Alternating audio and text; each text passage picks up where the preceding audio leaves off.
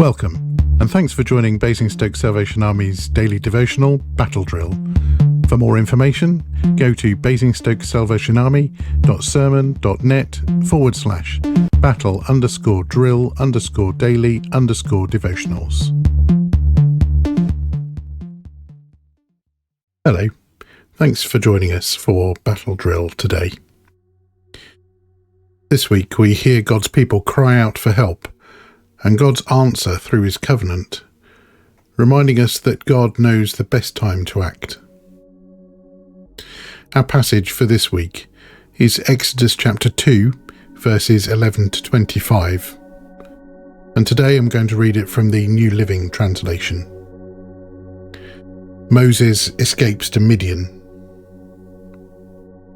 Many years later, when Moses had grown up, he went out to visit his own people, the Hebrews, and he saw how hard they were forced to work.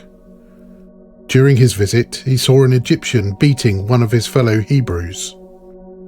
After looking in all directions to make sure no one was watching, Moses killed the Egyptian and hid the body in the sand. The next day, when Moses went out to visit his people again, he saw two Hebrew men fighting. "Why are you beating up your friend?" Moses said to the one who had started the fight. The man replied, "Who appointed you to be our prince and judge?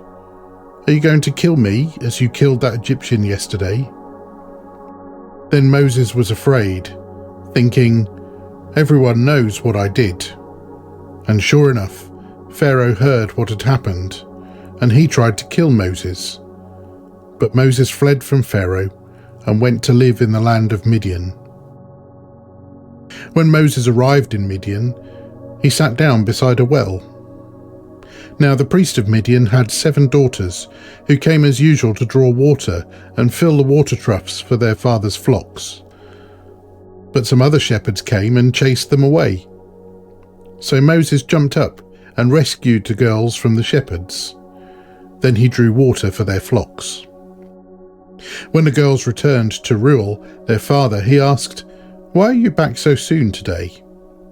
"An Egyptian rescued us from the shepherds," they answered, "and then he drew water for us and watered our flocks." "Then where is he?" their father asked. "Why did you leave him there? Invite him to come and eat with us." Moses accepted the invitation, and he settled there with him. In time, Reuel gave Moses his daughter Zipporah to be his wife. Later she gave birth to a son, and Moses named him Gershom, for he explained, "I have been a foreigner in a foreign land." Years passed, and the king of Egypt died. But the Israelites continued to groan under the burden of slavery. They cried out for help, and their cry rose up to God. God heard their groaning, and he remembered his covenant promise to Abraham, Isaac, and Jacob. He looked down on the people of Israel and knew it was time to act. Amen. What do you do when you feel hopeless? Surrounded by worry or conflict, or perhaps plagued by depression and guilt? The Israelites, God's people, were in slavery in Egypt. Even the death of the king had not freed them from their oppression. They were at rock bottom, hopeless.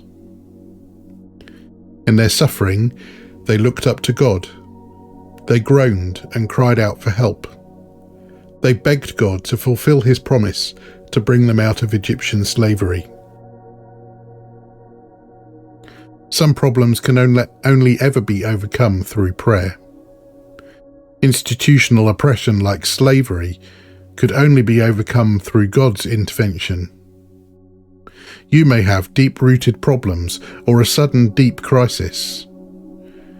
That requires persistent prayer, speaking over and over to God. The God, as Exodus tells us, that sees your hopelessness and is ready to act at the right time. If you're feeling hopeless today, don't despair.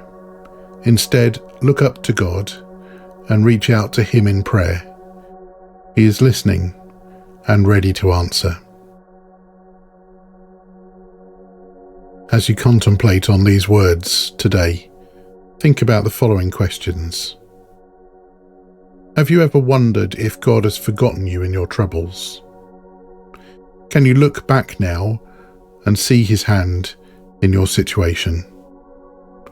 I'll see you again soon for another battle drill.